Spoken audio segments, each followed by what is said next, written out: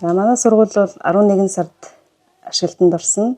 Уршаа багш сургууль дээр ингээд багын багш сургууль хөтөлбөр хэрэгжээд нэмэлт хөтөлбөр бол үндсэн хичээлүүдэд заагаа явж байгаа.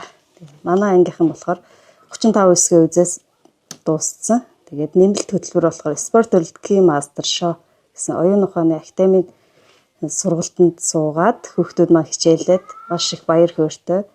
Тэгээд энэ хөтөлбөрөөр бүгдээрээ сая оюуны наадам 2026 гэсэн олимпиаданд оролцоод амжилттай оролцоод ирсэн.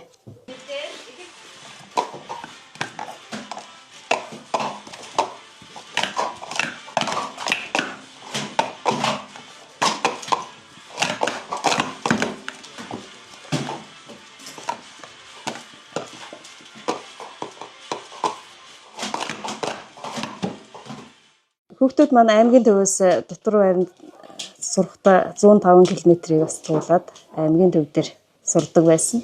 Ингээ багын багш сургууль нэгцээрээ хүүхдүүд маань одоо аав ээжтэй гэртээ ойр суралцах тийм нөхцөл боломжоор хангагдсан. Туйлын их баяртай байна.